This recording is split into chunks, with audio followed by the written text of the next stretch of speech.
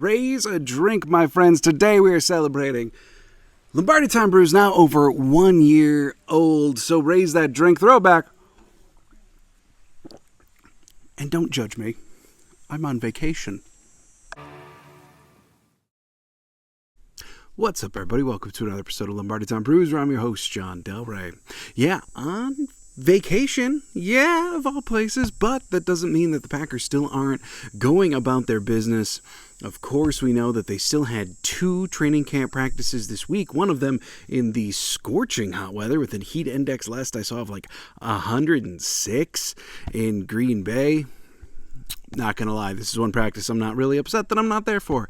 But today I wanted to hop on and offer my latest take on what the 53-man roster is going to be for the Green Bay Packers. Now, I'm basing this off of a lot of what I personally saw in camp when I was there, every practice basically up until this week. I'm basing this off of what their historical precedents have been about keeping X number at certain positions, what they've done offense versus defensive splits, and draft pick status, all that kind of stuff, factoring all of it in to see what this year's 53-man roster is going to be. And I'm not going to lie to you, this year is tougher to predict than I felt last year was. It's tougher to predict than I think quite a few of the last years have been, as the team was in a completely different place then. They were a veteran team. Sure, they had their youngsters, but they were vets. They were part of a Super Bowl window. This year is much more, hey, let's keep some of these guys and see what we have to build towards the next Super Bowl window. So some kind of different things here, but after all, Brian Gutekunst, Matt LaFleur, they are still who they are and still are going to adhere to a lot of historical precedents. Now, one quick note for you before we get going. I am anticipating, hopefully we'll see how this one uploads, but I'm anticipating being able to go live on Friday. Yes, from vacation. Still want a chance to answer your questions, so Claudia and I may be going live on Friday. If that's the case, I'll put out details tomorrow, being Thursday, and let you know when and how that's going to work. But going live on YouTube to answer your questions, hang out for a little bit, maybe do a little bit of a vacation style happy hour. But definitely wanted to hop on here today. You know, all the little ones are down for a nap. My extended family's out fishing right now, so thought it was a good time. We'll see how long it lasts. But, hey, let's dive in. The quarterback position, I'm going to go with 2 here, and that would be Jordan Love, of course. And then the guy who seemingly has played, almost every snap in the preseason. He's played an incredible amount thus far. Sean Clifford as the backup quarterback, and I'm going to hold it just there.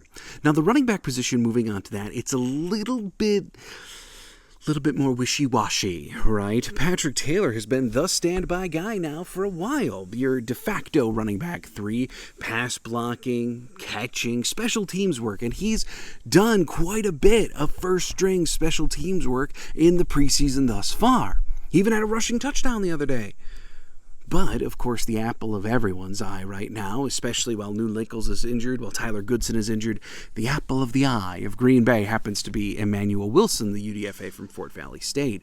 And he's earned the spot in terms of running the ball. But, just a couple days ago, Matt LaFleur mentioned in his press conference when talking about Wilson that, the running is obviously there, but the pass blocking special teams are necessary components. He also mentioned his stamina, that Emmanuel Wilson got his first taste of being a workhorse back in the New England game and appeared to be a little gassed at times, as a lot of rookie running backs are when they get that many carries.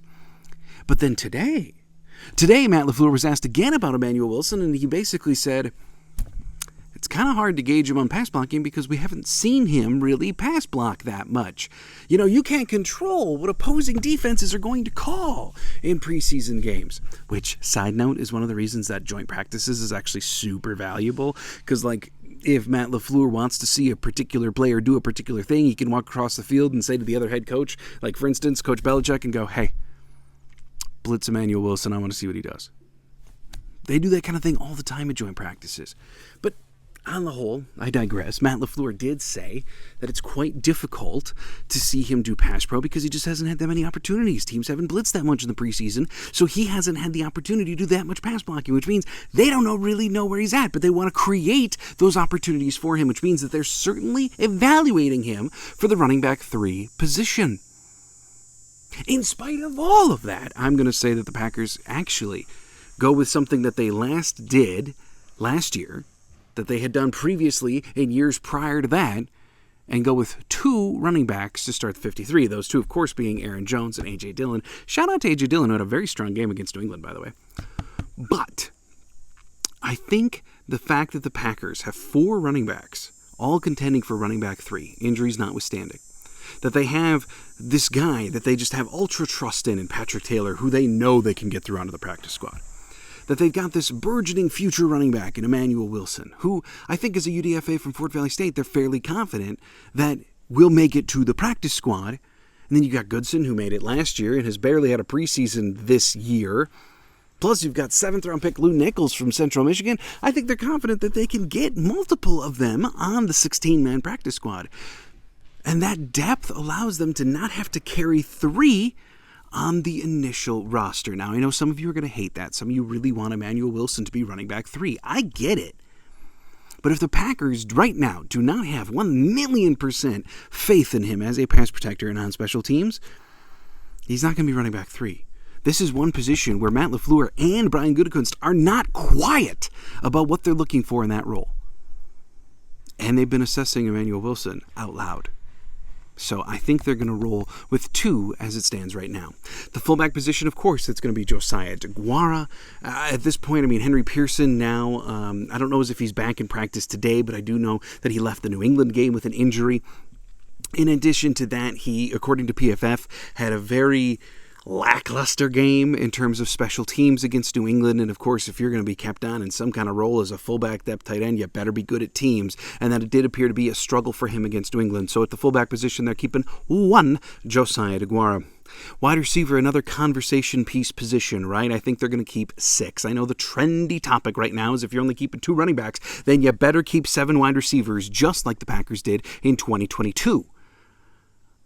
But to me, it's pretty different circumstances going on right now. So the wide receivers, of course, your superstar to be Christian Watson. Then your superstar B, Romeo Doubs in the making. Jaden Reed, 2nd-round pick, of course. Samori Toure, I have gone on before about how I feel about Samori Toure, but I still feel as though he's a roster lock at this point, so he's going to be kept.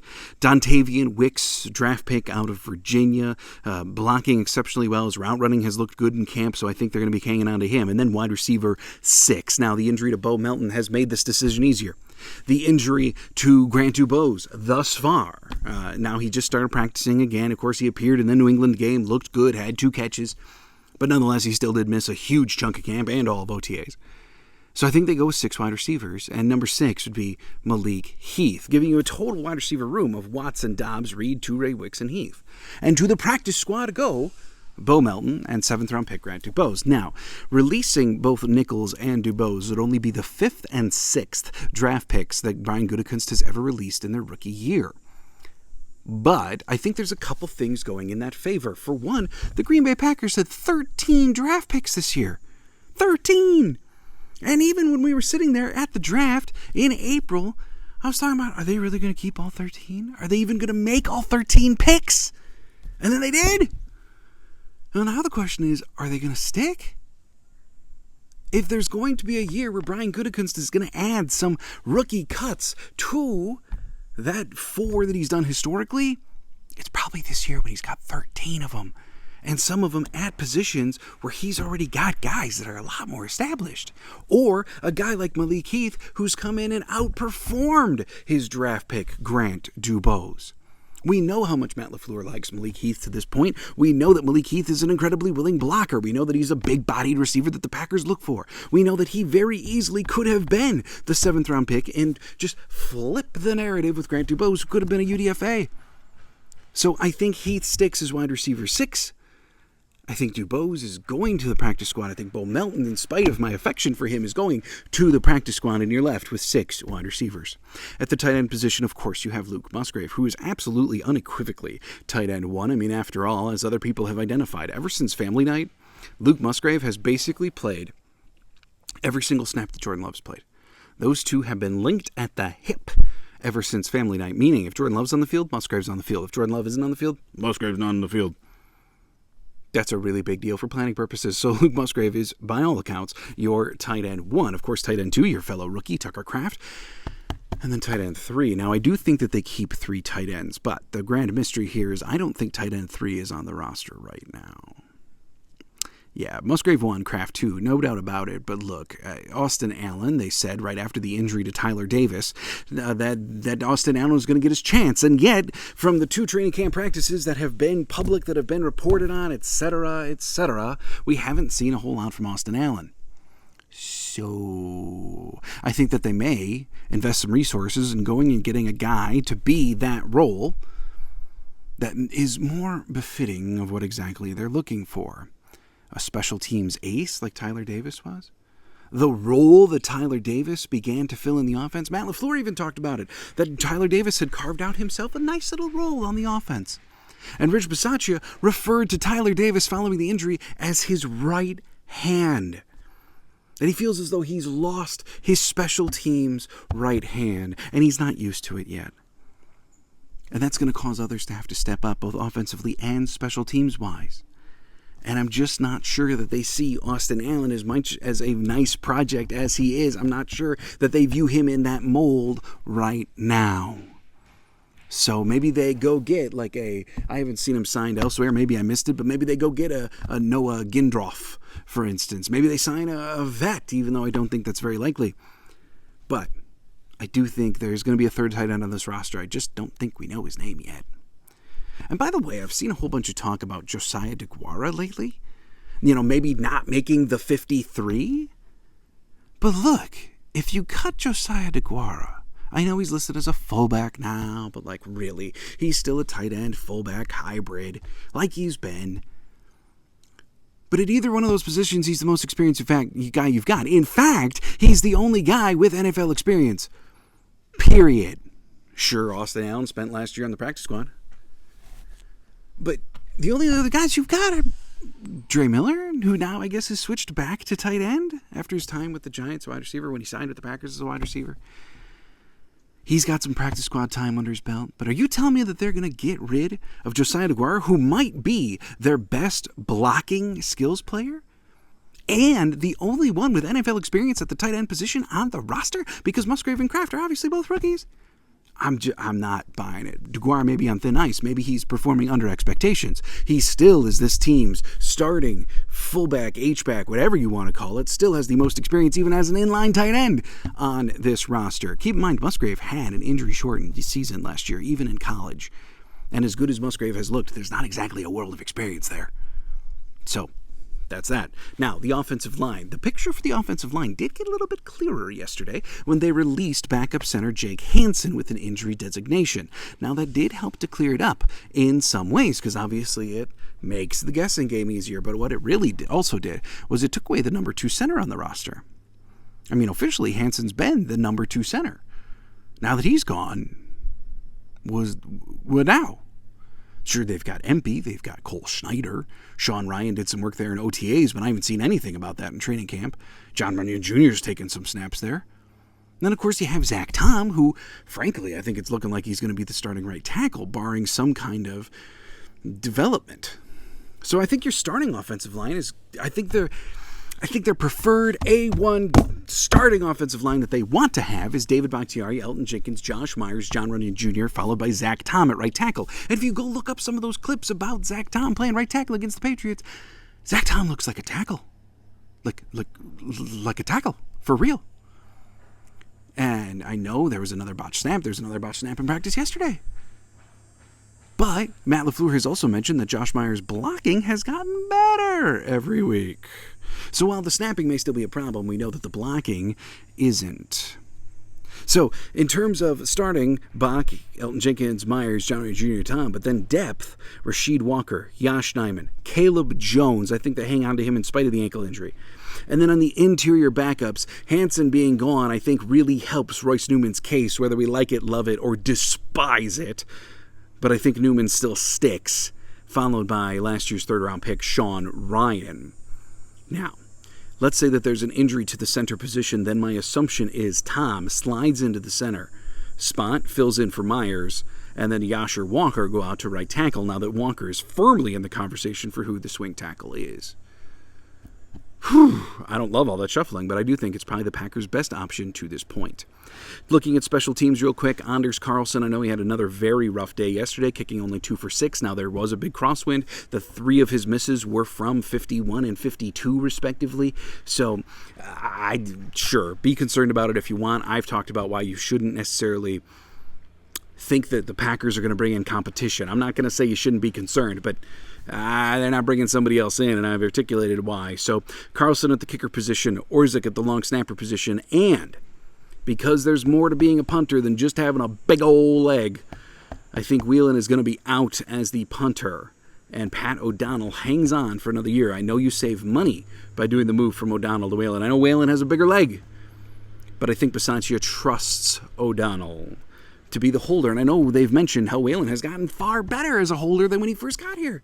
And good for him, no doubt about it. But I have a very hard time believing that they're going to move on from Pat O'Donnell, who they consider an expert in the nuance of the punter position, in order to move to a guy like Daniel Whelan and have rookies at both kicker and punter, when the operation for Carlson is of the utmost importance currently.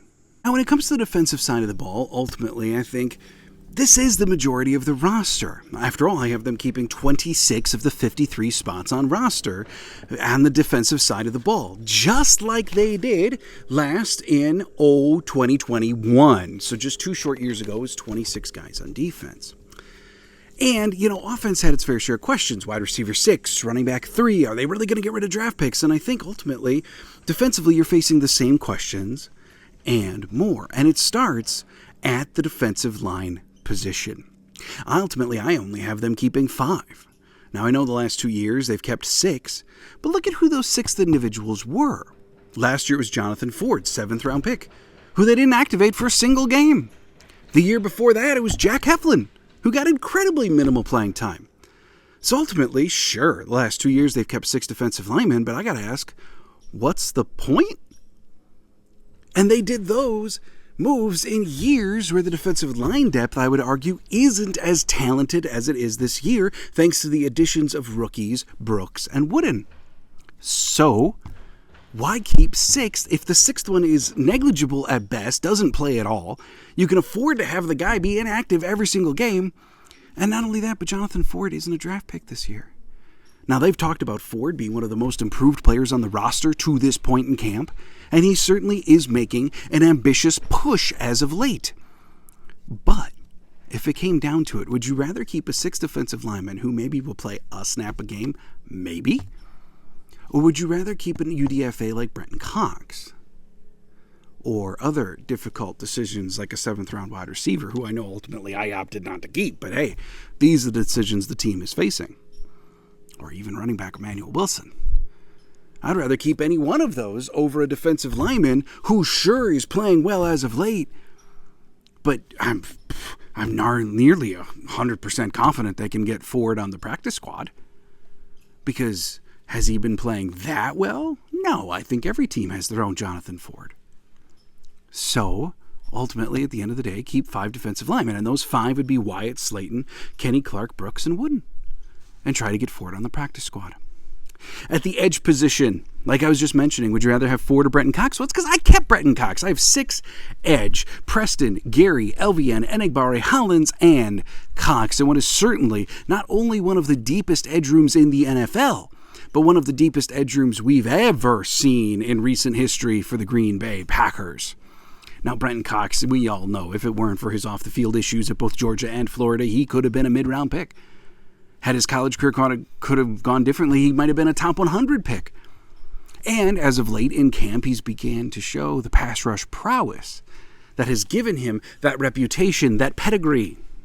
So let's keep him on the roster. I have more faith that they can get Jonathan Ford on the practice squad than I would a guy like Brenton Cox, who's made a few headlines. So let's keep all 6. Cox is most certainly, though, one of the last players to make it onto the 53. Now, when it comes to the inside linebacker position, I do think you've got some questions here. One of the more challenging positions on the roster, and I certainly didn't see that coming. For sure, you've got Quay and Campbell, your 2 bona fide starters. You've got McDuffie, who plays teams as well as has proven to be their preferred third inside linebacker. You got Eric Wilson, who, in spite of only playing part of the season last year, wound up being one of their leading special teams tacklers, one of their most proficient tacklers of special teams on the entire team, not to mention the fact that he has an entire year's worth of starting experience at the middle linebacker position back in 2020.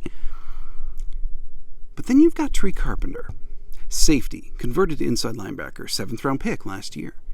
Last year showed a true competency at open field tackling for special teams. And nonetheless, they opted to shift him from safety to inside linebacker because of the logjam at safety, because they knew he wasn't going to play at safety. But again, you've got to face these difficult questions. Can a 7th-round pick from last year, who did not play much and was basically just a teamer for you, can he make it onto your practice squad? Is he worth continuing to invest in as a project at the inside linebacker position? Because I don't see them moving on, as some are projecting, from Eric Wilson, given the fact that he was so proficient last year. So I'm getting ready to Tariq Carpenter. I don't feel good about it. This is one of the things that I've questioned the most on my entire roster. But Quay, Campbell, McDuffie, and Wilson, that's your inside linebacker room. Good on teams, good on defense. It's a very solid, rounded group. The cornerback position, again, another question defensively. Of course, you've got Jair, Razul, Nixon in the slot, Carrington Valentine, the star of camp thus far, the 7th-round pick from Kentucky. That gives you 4 already. You're already at 4 corners. That doesn't even count Eric Stokes. And Matt LaFleur said, just as of recently as yesterday, that Stokes is not ready. That Stokes' injury, his multiple injuries to his leg, are still a work in progress. He is not coming back yet. I think Eric Stokes is destined for a stay on the PUP. Thus meaning, of course, he's going to miss the first chunk of the season, but what it also means is that we get to delay the decision about the cornerback room for at least a few weeks. So the cornerbacks being Jair, Razul, Nixon, Valentine, and Innis Gaines. Matt LaFleur said just this morning that Innis Gaines possesses all of the traits you wish to have in a slot cornerback, including the movement. We also know that Innis Gaines is a contributor on special teams. And it's because of his prowess in the slot that I think he gets the edge over a fellow corner who does teams work in Valentine. I think this is it for Valentine, even though they re-signed him this offseason, even though he was a core member of special teams at the end of last year. I think their affinity for Innis Gaines proves too much, and they keep only 5 corners in the form of Jair, Razul, Nixon, Valentine, Gaines, with Eric Stokes going on the PUP. And then the safety position. You've got Savage, no doubt about it, your safety 1. Ford, very well could be the starting safety opposite Savage. Owens and Moore. You know, Owens has gotten a number of starter reps as of late. Moore was one of the stars of OTAs. And then you've got 7th-round pick Anthony Johnson Jr. from Iowa State, who Matt LaFleur just said has incredible range for a defensive back, but special teams remains a work in progress. And then you've got Dallin Leavitt. Richard Bisaccia, I refer to him as Bisaccia's best friend, a menace when it comes to coverage units. And here's the thing. I think Savage, Ford, Owens, Moore, they're all a lock. And frankly, I think Savage is going to be on the field a ton. But whether it's going to be Ford, Owens, Moore, I think that's going to change per the package, per the matchups. I think the question has widely been publicized as, who's the starter opposite Savage? And I don't think it's that simple. I think every one of them is going to be involved in rotations, depending on what is going on offensively. Then you got Anthony Johnson Jr. as a developmental project and the only safety on the roster who's under contract more than just this year. The true question here in my mind is Dallin Leavitt, and considering that Rich Bisaccia just lost his right hand in Tyler Davis, he's not going to cut off his left one too.